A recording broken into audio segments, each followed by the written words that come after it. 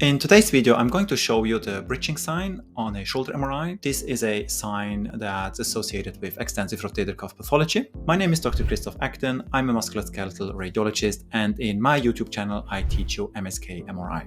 First, I will show you what the normal anatomy looks like. Then I'll show you what the bridging sign actually is and where we can find it. Then we have a look at corresponding references and literature and what they say about it.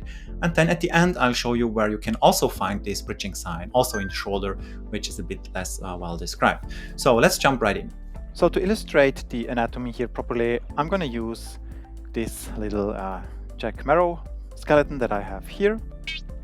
And you can see I have prepared here the tendons and the stuff we are going to discuss with plate already. So let's focus in here a little bit more. And just to explain, we have the subscapularis tendon here in blue. We have the supraspinatus tendon here in blue as well. And then we have the infraspinatus tendon here back there. So this is just a normal situation. And the green bit here is the superior glenohumeral ligament and the coracohumeral ligament and all of that stuff that's running here in the rotator interval. And this green bit is a little bit connecting the supraspinatus tendon here with the subscapularis tendon. So when we have extensive tears, because they are connected, they can tear together, and then we have a retraction of both tendons together. So let's have a look how that looks like. This is now the situation when we have the bridging sign, when we have this full thickness tears of the anterior portion of the supraspinatus. So maybe need to make the supraspinatus a bit smaller, and you can see we have now no coverage here anymore in this particular area. And what happened is we have a full thickness tear of the superior portion of the subscapularis tendon. So you can see it's now bare and naked here. This is the ugly remaining lower portions of the subscapularis tendon. Then we have a anterior tear of the supraspinatus tendon, and these two tendons are retracted, and they are retracted together, as you can see here with the green structure that was initially connecting the two of them. And this sling is typically retracted down to the base of the coracoid process. You can think about this sling is not able to retract more because it gets stuck at the base there. And I'll show you this quite nicely in a couple of real MRI examples here. So I think this should give you a nice understanding of what you are looking for in a bridging sign if it's between the subscapularis and the supraspinatus tendon. So let's have a look what the literature is saying, and this is an article from 2013, so it's quite an old article already in Acta Radiology, and you can see it's called the bridging sign. So the bridging sign, an MRI finding for combined full thickness tears of the subscapularis tendon and the supraspinatus tendon. And we will later in this video see that this is not the only place where we can see it, but in this article they primarily talk about this. And this has been described here the first time. There's not a lot of stuff out there. Now, before we go into more detail, if you really like stuff like this, then you should definitely check out the Virtual MSK Fellowship program. And this is just an example how we teach and how we learn in the Virtual MSK Fellowship program. You can see here, Dino was learning this in the course itself, and then he had a case himself where he saw something like this, and he was asking and just needed the confirmation that this is actually a bridging sign here between supra and infraspinatus, and we come to that here just in a second. And you can see that we then start discussing this stuff here as well. So check out the Virtual MSK Fellowship program if you are interested in going to the next level in your MSK reporting skills. You can find more information in the description down below. But enough of that, and don't forget to give the video a like, because stuff like that is really important to grow my YouTube channel. So the more people give the video a like, the more people will see it, and the more we can bring this to the next level as a community.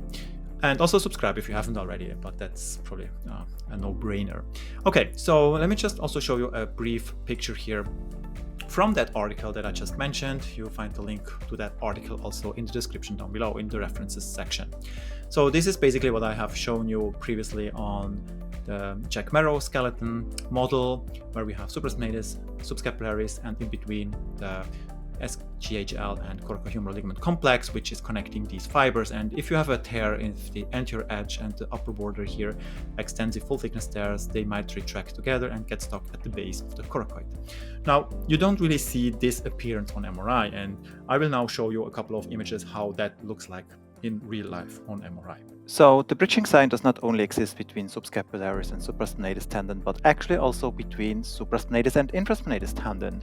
And for this to really understand, you need to first know how these tendons come together. And it's not like here in this case where they both have their separate insertions onto the superior and middle facet of the greater tuberosity, but they actually show a certain degree of overlap. So the infraspinatus tendon kind of like bends over a little bit at its very end, and it's overlapping the posterior half of the posterior fibers of the supraspinatus tendon.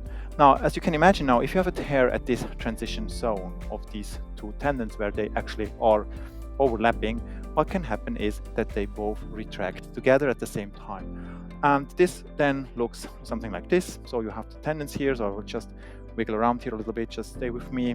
So you can have either full thickness tear or complete tear or just half of it, but I will just do now a complete tear of both tendons.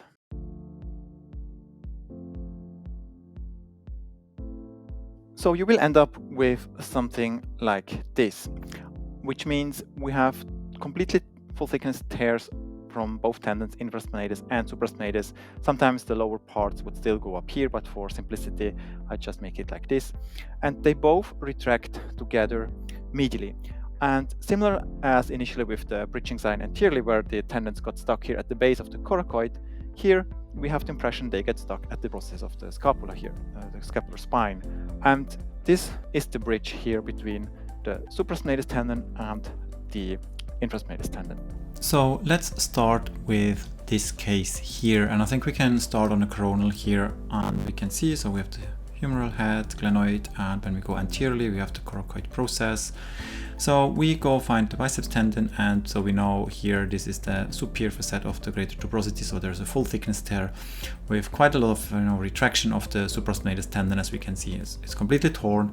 I mean, that's not the issue with identifying this, but when you scroll here to the anterior section, you can see how there is a connection here that's connecting the supraspinatus tendon with the slip here, and if you follow this is clearly a tendon portion or one of these slips of the subscapularis tendon. So they form this bridge.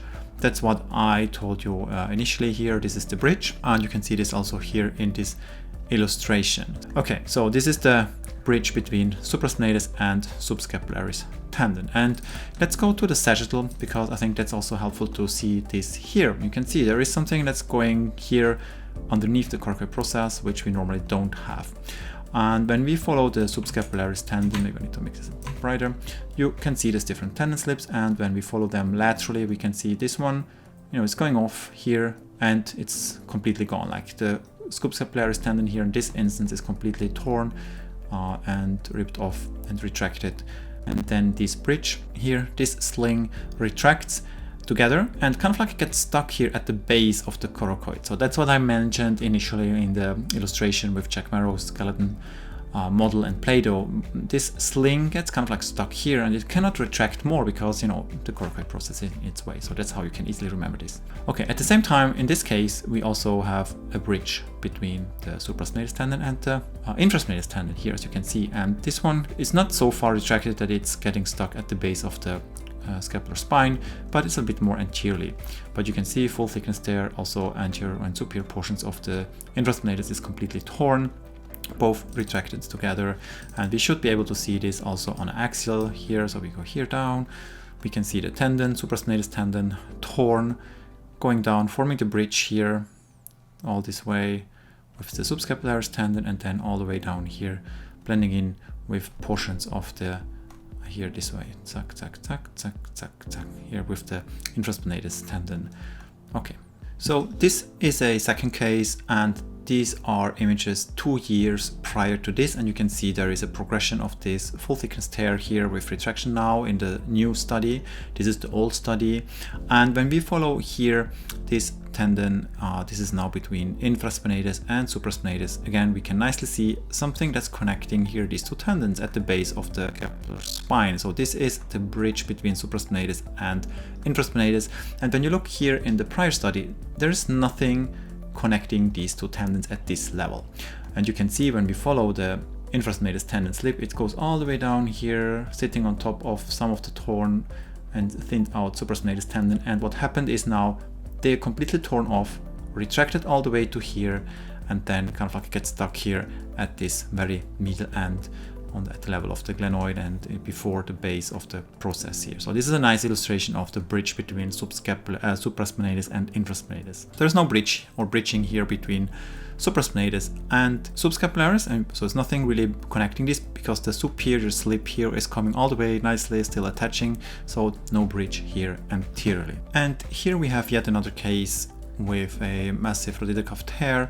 You can see supraspinatus tendon completely torn, retracted, and then when we go and posteriorly here, you can see there is a tendon fibers going all the way down here, and they are blending in with this superior portion of the infraspinatus here in this case. And when we go to the sagittal here, we can also follow this nicely here, and you can see the bridge going down here, and then the superior slip here is torn, connecting here, and it's not coming up here. So we should have an additional slip of the infraspinatus here, but it's not the case. It's torn and retracted together with the supraspinatus here, forming this bridge. And this is yet another case where we have the bridge, first of all, between supraspinatus and subscapularis, as you can nicely see here. It's such a small bridge here in this case, or at least just a tiny contribution from the infraspinatus with just a tiny bit of the tendon torn. And then anteriorly, big bridge. Well, some of that is the dislocated biceps tendon because we have such an extensive tear, but there is also, stuff connecting the torn subscapularis here, but maybe we should use another sequence to really appreciate this here better. You can see the biceps tendon is dislocated, completely medially displaced, and on top of it we have this bridge connecting the torn or completely torn subscapularis tendon. So we can follow this superior slip here. It's blending in with the supraspinatus and then with bridge all the way down. So this is basically a bridge covering all of it, like with one of the other cases, and not just like they mentioned in the publication, just for subscap and supraspinatus. You can actually have this also in the other areas as well. And this is also a nice example. So you just get stuck once here and you get stuck once here. So you cannot really retract more than that. So I really hope this was helpful to you. And next time you see this, you have a very nice way of wording this. So I call it the bridge sign, or bridging between these two torn tendons, rather than trying to find another description for this. And you might also encounter some questions by colleagues, and then you can just easily reference the paper that I just provided you with. So really give the video a like if you learned something new. Make sure you subscribe. And if you want to really get faster where you want to be in terms of your MSK MRI reporting skills, go check out the Virtual MSK Fellowship program. The link is in the description down below, or you just go to www.agten.org, where you can find all the information and how to enroll and how to get on a call with me, just a free call, and see whether it's a good fit for you. So go check that out, and otherwise I see you next time. Bye bye, guys.